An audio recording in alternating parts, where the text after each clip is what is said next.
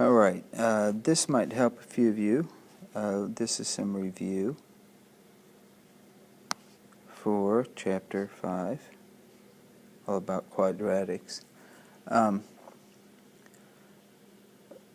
of the, I can kind of work through each problem, but most of it we have seen on our review guides, but I will try to point out some things, some extra things. You better know what the discriminant is.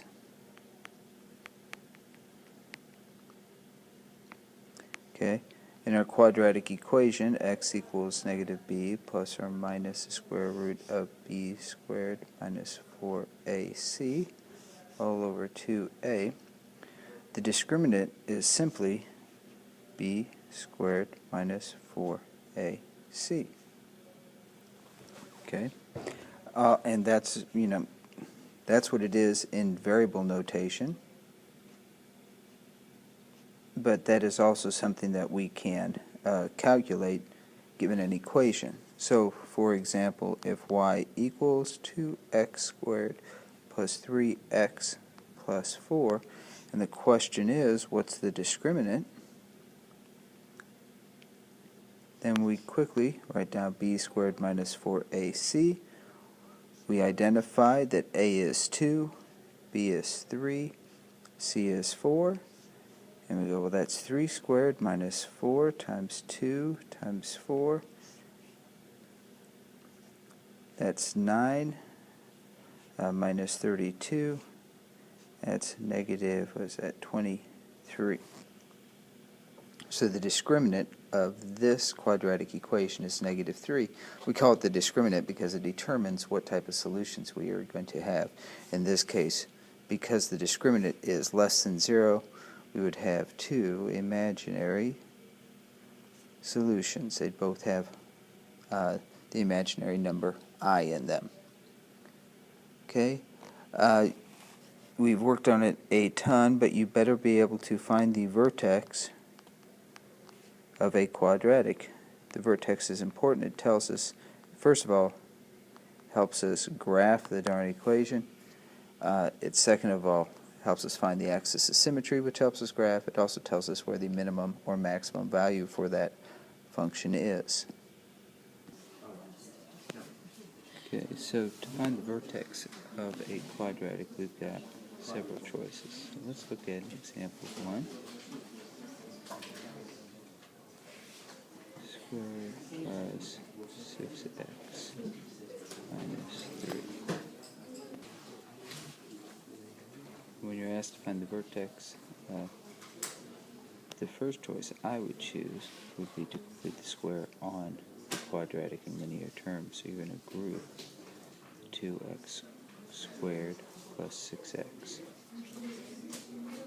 You're going to make sure the coefficient of x squared is 1. And that gives us a 3x, so we've taken 2 out of each term. Minus 3. Okay, that's still an x. Now, remember what we do now. We have to figure out what number to add inside here. And to do that, we focus on the 3. Okay, the linear coefficient. We go 3 over 2, cut it in half, and square it. So 9/4 is what will complete the square inside. And we get 3x, and we add that 9/4 in there. Okay, now we've just changed the equation by putting that 9/4 in there. Now even though we added 9/4, we actually added the value of 2 times 9/4. So we're going to subtract off 2 times 9/4. Okay, now I've written it so you can see that's 2 times 9/4, and I've subtracted it, but you can work out the math on that. But the key thing is, in here, this will now factor. You just square root that 9/4 to figure out what those outside, or the 3/2 is rather, inside each of those factors. Out here, let's do a little bit of math to figure out what number that is. Okay, that's negative 3 minus, that would be 18/4. It's negative 3 minus 9/2. It's negative 6 over 2 minus 9 halves, and that adds up to a negative 15 halves. Okay, and so at this point we now have it in vertex form. Looks like it takes a long time, but it doesn't take near as long when you're explaining it as you go. And so now we can see what our vertex is right from the vertex form of the equation as a vertex of opposite sign of that and exactly what you have dangling off of the end. So that's method 1 for finding your vertex. It's very effective. It also tells us our x-axis, or rather our axis of symmetry, always the x value, x equals, and since this one opens up because of the 2, this one's going to be a minimum right there. Now let's look at an alternative way to do this. Of course, you could throw this into your calculator and give you some decimals, so we can tell that now because of the answers that we ended up with. I'm going to delete a little bit of that stuff. Delete a little more stuff here. And then I'll show you another way to do this. Okay? So let's start again with our base equation, 2x squared plus 6x plus or minus 3. And we learned at the very beginning the vertex's x-coordinate is at negative b over 2a, so you could use this method to find the x-coordinate. It's negative 6 over 4. It's negative 3 over 2. You can see it's exactly what we got when we completed the square. Now to find the y-coordinate, you just plug in that x value into the original function. So up here it's 2x squared, so I've got 2, and there's what I plugged in, and then squared it, plus 6 times what I'm plugging in, and then minus 3. You can grab a calculator to crank that thing out if you want to. Go ahead and see if we can get it by hand.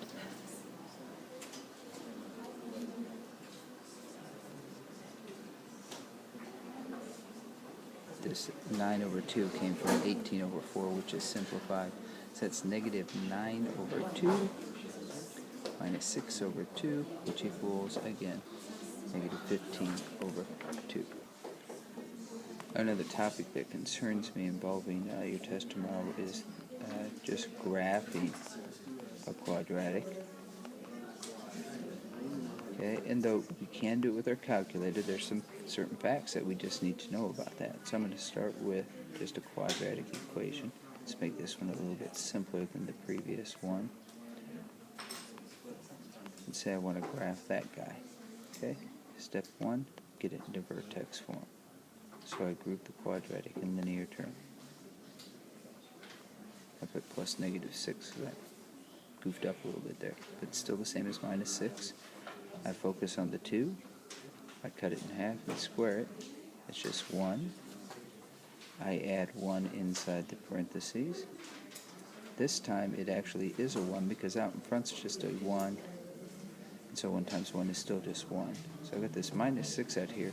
Since I added this 1, I have to subtract a 1 to keep it balanced. This will always be a perfect square now.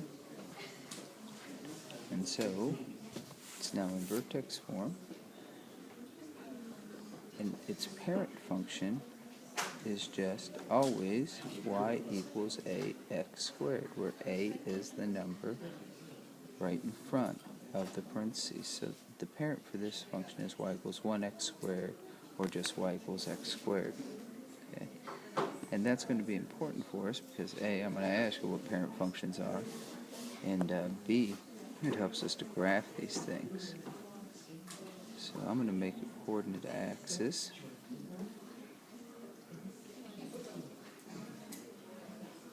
There we go. This is my x, my y. Vertex, negative 1, negative 7. Here's negative 1, negative 7, 2, 3, 4, 5, 6, 7. It's way down there. Since that's my vertex, my axis of symmetry, x equals negative 1, runs right through it. My parent function, y equals x squared, generates points. I plug in a 0, out comes a 0. I plug in a 1, 1 squared is 1, 2 squared is 4. And I count those values off from my vertex. 0, 0 is the vertex. 1, 1 is 1 over and 1 up from the vertex. 4 is 2 over from the vertex and up 3, 4 units. Symmetry gives me the points across from those. And that is enough to sketch in what this parabola is going to look like. Okay, again, it's nice and curved. You'll be asked to graph a parabola. But if you can graph that thing by putting it in vertex form, you know a lot of information about it. After we've done graphing in vertex form, we're going to have to solve quadratics.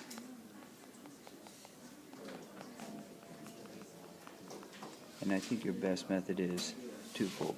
See if you think you can factor it quick, and then second, if you can't, then just jump right to the quadratic formula.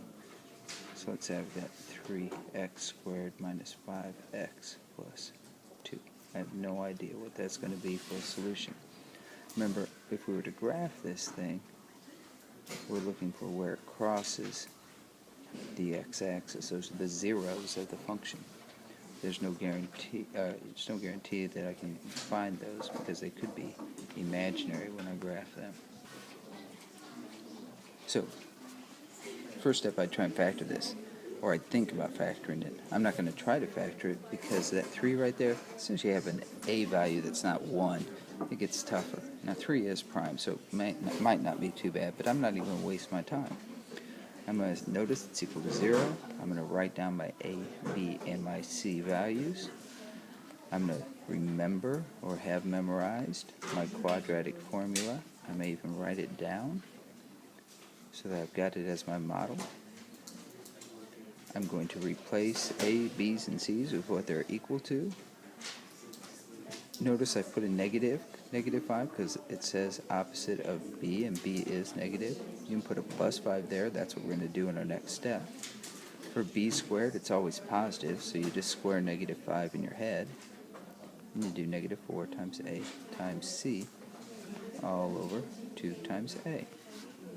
It's all clean up from now on. That's a plus 5, like I said. Okay.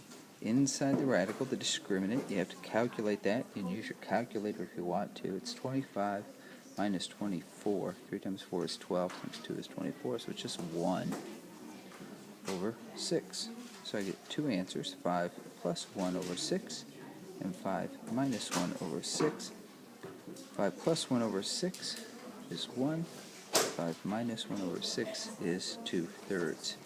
It actually equals 4 over 6, but it simplifies. And so there is my solution set. It does tell me that had I been sharper, I could have factored this at the beginning as 3x and x as, let's see here, we got to get a 2 there, so I'm thinking a 2 and a 1, and it's going to be both negative. And then by setting each factor equal to 0, that gives me x is 2/3, and this one gives me x is 1. So I could get the same answers by factoring it if I wanted to spend the time to try and do that. Let's do one more of those.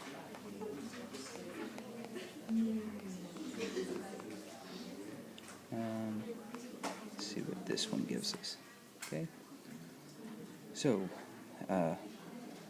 2 times 6, nope, 3 times 4, that doesn't have a difference of 3, 1 and 12, no, so right away I don't think that's going to factor. So I go A is 1, B is negative 3, C is 12. I'm going to say it out loud as I write them down. I want negative B, so that's opposite of 3. I square the B value, 3 squared is 9, minus 4 times A is 1, and C is 12. All over 2 times 1, which is 2. I simplify the discriminant. 9 minus 48 is negative 39 all over 2. 3 plus or minus. The square root of a negative is always an imaginary number. I check my 39 to see if I can break 39 down. It's 3 times 13. They're both prime. Can't take the square root of any of that business. And so I am done. That is my simplest radical form. Now there is one more method of solving that I do want to point out, and that's for ones like this. Let's say we've got 3x squared plus 24 equals 0. 3x squared equals 24. And we can do this because there is no x term. Divide by 3, and we square root both sides. Don't forget you get plus or minus. And then we simplify root 8. It's 4 times 2. So we write it as 2 root 2. Because we can square root before. So if you don't have that linear term, getting the x squared alone and rooting both sides is your best bet. I'm not sure which type we're on. We're on type 5. From type 5, I would just point out you have to make sure you can factor, because I will ask you some factoring questions. So let's say 3x squared minus 48. Notice it's not an equation. We're just asked to factor it. Step 1 for factoring is always look for a GCF. Then you try to unfoil it, or in this case, it's a difference of 2 perfect squares. And then we have our regular unfoiled problems. Like x squared plus 3x plus 2. We check for a GCF. I don't see one. And so we try to unfoil. Remember, the first quadratic gives you these two. The last term, the 2, has to multiply out to give you that. There's only one way to get a 2. This tells us they're the same sign. This tells us they're both positive. And then you just refoil it again, or redistribute the x squared plus 2x, distribute the 1, 1x plus 2, and double check to make sure you did factor it correctly. Since I got exactly what I started with, I know that this is the correct factorization. Then finally, a few miscellaneous problems involving just complex numbers.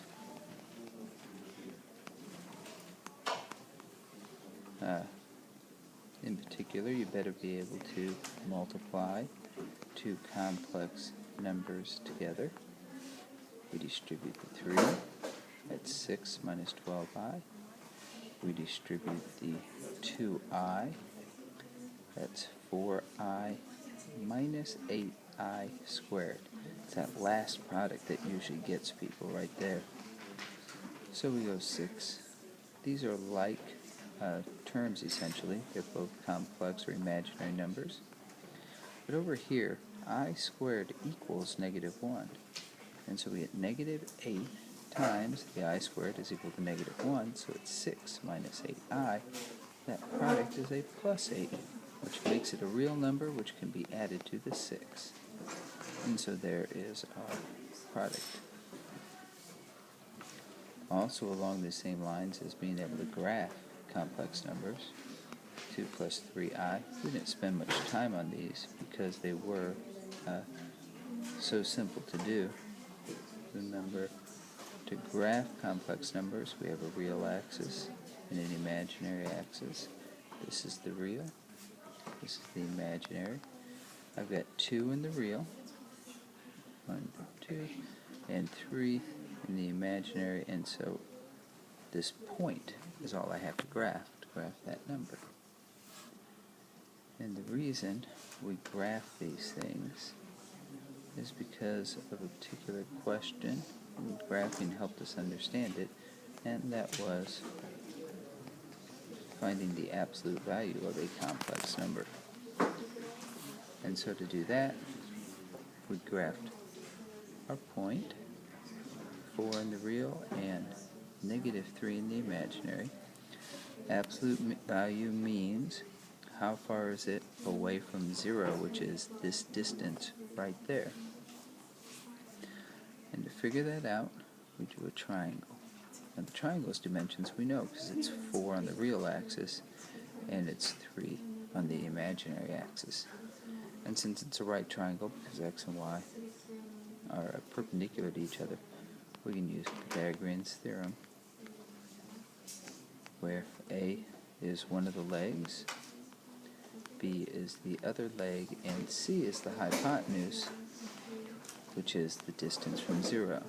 So that's 16 plus 9, c squared, 25 equals c squared. And by square rooting, solving that quadratic, we get plus or minus 5. In this case, we'll always take the positive because it's the length of a side of a triangle, and so this is equal to 5. That one came out perfect. If it doesn't come out perfect, you just leave a radical in your answer. And I think that is pretty much everything that is on the test. So if you take the time to watch this, you should be in good shape remembering everything.